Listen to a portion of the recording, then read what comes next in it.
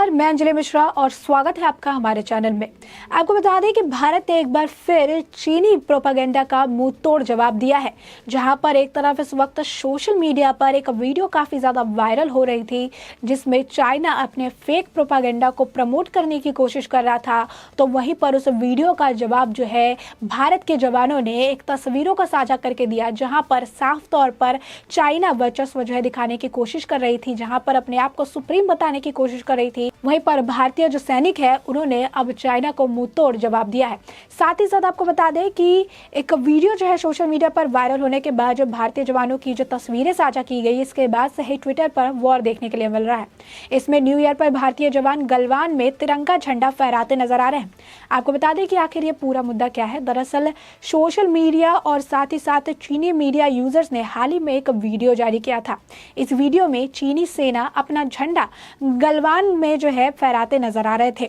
चीनी यूजर्स का दावा था कि चीनी सेना का यह झंडा गलवान में हुई हिंसा वाली जगह पर फहराया गया है, जबकि यह जगह उस पॉइंट से काफी दूर थी। तो आप समझ सकते हैं कि किस तरीके से उस पॉइंट से काफी दूर होने के बावजूद एक फेक प्रोपेगेंडा को अंजाम देने के तहत जो है इस वीडियो को सर्कुलेट किया गया और ये बताया गया कि जहां पर झड़प हुई थी वहीं पर यह झंडा चाइना की तरफ से फहराया गया है, जो कि बिल्कुल गलत था। अब आपको बता दें कि इस मामले को लेकर जैसे ही ये मामला सामने आया, वैसे ही अपने ही जो घर के लोग हैं, ऐसा कहते हैं कि घर का भेदी लंका ढाए, तो ऐसे ही जो अपने ही घर के लोग हैं वो सरकार को घेरने के लिए इतनी ज़्यादा तत्पर हो गए कि उन्होंने इस बात के बारे में जो है वेरीफाई भी नहीं किया, इस पूरे मामले की सत्यता को जानने की कोशिश भी नहीं की कि आखिर यह वीडियो सही है या गलत। हम आपको बता दें कि आखिर हम कौन से लोगों की बात कर रहे हैं। यहाँ पर हम कांग्रेस की बात कर रहे हैं, यहाँ पर हम राहुल गांधी की बात कर रहे हैं।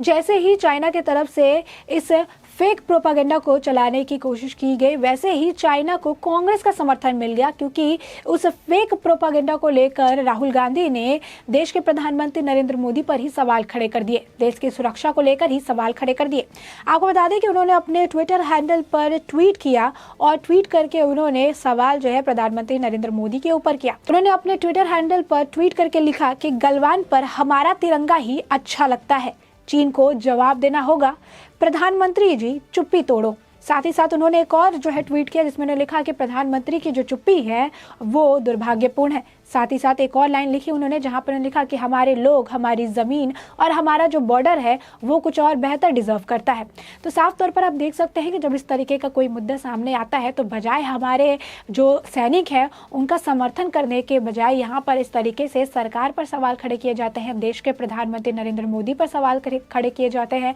देश की सुरक्षा को लेकर सवाल खड़े किए जाते हैं। और आपको बता दें कि ये पहली बार नहीं है, जब भी चाइना का मुद्दा निकल कर सामने आता है तभी जो है कांग्रेस को उनका पूरा समर्थन मिलता है। भले कांग्रेस के जो नेता है वो भले विदेश में रहे या देश में रहे, स्वदेश में रहे, कुछ भी करे, चाइना का एक मुद्दा निकल कर आएगा और चाइना के मुद्दे पर वो देश में जो सत्ताधारी जो पार्टी है बीजेपी और देश के प्रधानमंत्री नरेंद्र मोदी को घेरने लगते हैं। आपको बता दें कि इससे पहले भी कई बार चाइना के मुद्दों को लेकर राहुल गांधी लगातार ट्वीट करते और देश के प्रधानमंत्री नरेंद्र मोदी पर सवाल खड़े करते भी नजर आए हैं। अब आपको बताते हैं कि आखिर ये पूरे मुद्दे की शुरुआत किस तरीके से हुई और आखिर ये मुद्दा किस तरीके से गहरा गया। आपको बता दें कि सोशल मीडिया पर एक पहले फेक वीडियो सर्कुलेट हुआ जिसमें चाइना ये दावा करते नजर आए। चाइनीज एक यूजर है जिसने दावा किया कि ये जो है गलवान घाटी की उसी विवादित जगह की वीडियो है जहां पर जो चाइना और भारत के जवानों के बीच में झड़प हुई थी, जिसके बाद इसे लेकर भारतीय सैनिकों की तरफ से भी तस्वीरें साझा की गई और ये बताया गया कि किस तरीके से गलवान घाटी पर चाइना नहीं बल्कि भारतीय सैनिकों का झंडा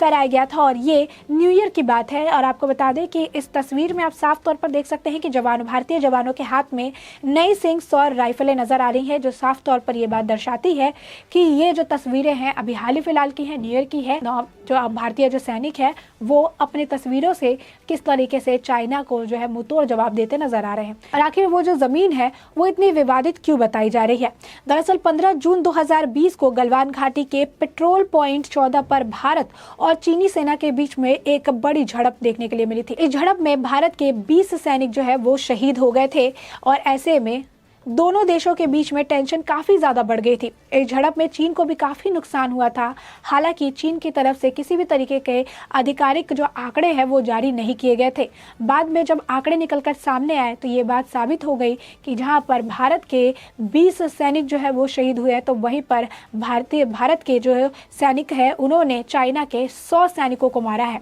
तो जिसके बाद आपको बता दें कि आंकड़े जब सामने आए तो ये बात समझ आ गई कि किस तरीके से चाइना की तरफ से जो झूठे बयान दिए जा रहे थे और कहा जा रहा था कि हमारी तरफ से कोई भी कैजुअलिटी नहीं हुई है, वो सिर्फ और सिर्फ ये दिखाने के लिए ताकि हम ये बता सके कि हम भारत से ऊपर हैं और किस तरीके से हमने भारतीय सैनिकों को शहीद किया है। लेकिन जब आंकड़े निकल कर आए तो सबकी जो नींद है वो खुल गई और साथ ही साथ जो कांग्रेस है जो हर बार में किसी भी चाइना वाले मुद्दे पर चाइना का समर्थन करती नजर आती है, उनकी भी आंखें खुल गई कि किस तरीके से भारतीय सैनिकों ने चाइना के सैनिकों को जो है धूल चटाया। आपको बता दें कि भारत लगातार PP-14 पर चीनी अधिग्रहण का विरोध करता रहा था। इसी वजह से यह झड़प देखने के लिए मिली थी और इस झड़प के बाद दोनों देश के बीच में काफी ज्यादा तनाव देखने के लिए मिला था। हालांकि कई स्तर पर बातचीत की गई और बातचीत में यह फैसला लिया गया ताकि जो विवादित जमीन थी जहां पर यह झड़प हुई थी वहां से दोनों सैनिक जो है 1.5 से 2 किलोमीटर की दूरी तक पीछे हट जाएंगे और उस जोन को जो है बफर जोन बना दिया जाएगा और यहाँ पर जो किसी तरीके का जो है नो पेट्रोल जोन इसे बना दिया जाएगा। जिसके बाद सैनिकों के बीच में भी सुलह कराई गई और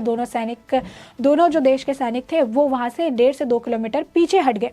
अब आपको बता दें कि दोनों देशों ने बड़ी संख्या में यहाँ पर सेना की तैनाती कर रखी है। हालांकि कोई भी जवान जो है बफर जोन में नहीं जाता है और दोनों तरफ से जो है एक दूसरे पर कड़ी नज़र रखी जाती है, लेकिन ये नज़र भी 2 किलोमीटर के डिस्टेंस पर ही रखी जाती है। ये जो दोनों के बीच में बात हुई थी कि 2-2 किलोमीटर का डिस्टेंस ये बफर जोन से मेंटेन करेंगे। इस डिस्टेंस को मेंटेन करते हुए जो है एक दूसरे पर इनके तरफ से नजर रखी जाती है। अब आपको बता दें कि जैसे ही ये मामला निकलकर सामने आया, राहुल गांधी ने देश के प्रधानमंत्री नरेंद्र मोदी पर सवाल खड़े कर दिए। ऐसे में पहले तो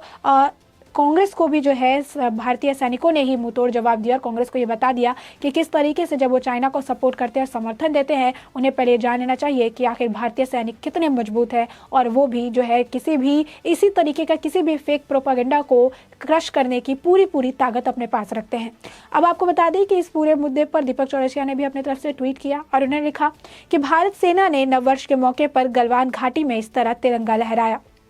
देश और इसकी अतुल्य सुंदरता के आगे दहशत, विभाजन और नकारात्मक शक्तियों के मंसूबे पस्त करता ये दृश्य प्रत्येक भारतीय को गर्व से भर देने वाला है। जय हिंद की सेना। साथ ही साथ आपको बता दें कि इन तस्वीरों को लेकर एक और ट्वीट जो है निकलकर सामने आए, क्योंकि लगातार जो है इस मुद्दे पर जो लगातार एक के बाद एक ट्वीट किए जा रहे हैं और ये बताया जा रहा है जो भारतीय सेना है उन्हें पूरा समर्थन दिया जा रहा है और कई लोग कांग्रेस पर भी इस पूरे मुद्दे को लेकर सवाल खड़े कर रहे हैं। आपको बता दें कि सुशांत सिन्हा ने भी इसको लेकर जो है ट्वीट किया और उन्होंने लिखा कि गलवान में भारतीय तिरंगा, वहां बर्फ पड़ी हुई है पर चीन के प्रोपागेंडा वीडियो में कहीं बर्फ नहीं है। बहुत साफ है कि उनका वीडियो गलवान का नहीं था या भारत के हिस्से का तो नहीं था। इसीलिए हर प्रोपागेंडा वीडियो पर तुरंत देश के सैनिकों का मनोबल गिराने के बजाय उनके साथ खड़े होने की जरूरत है। देश के सैनिकों का मनोबल ना गिराकर उनके साथ खड़े हो जाया करें। तो ऐसे में आप साफ तौर पर देख सकते हैं कि इन्होंने कांग्रेस पर भी निशाना साधा और कहा कि किस तरीके से पूरे मुद्दे के बारे में पहले जानकारी लेनी चाहिए और ऐसा कोई मामला निकलकर सामने आए तो अपने देश के जवानों के साथ खड़ा रहना काफ़ी ज़्यादा ज़रूरी है। आपको बता दें कि ये पहली बार नहीं है, इससे पहले भी कांग्रेस ने कई बार चाइना के मुद्दों पर देश के प्रधानमंत्री नरेंद्र मोदी को घेरने की कोशिश की थी। ऐसे ही आपको बता दें कि कांग्रेस के एक नेता ने सोशल मीडिया साइट का इस्तेमाल करके ये बात जो है कही थी कि देश के प्रधानमंत्री नरेंद्र मोदी जो है जब से प्रधानमंत्री बने हैं तब से चाइना की तरफ से बहुत बार जो है भारत में घुसपैठ ही हो चुकी है, जिसके बाद उनको उसी का जवाब सोशल मीडिया पर ही मिलता हुआ नजर आया था और लोगों ने कई सवाल खड़े किए थे। इस बार भी लोग इस पूरे मुद्दे पर कांग्रेस पर सवाल खड़े कर रहे हैं कि आखिर वो देश की सुरक्षा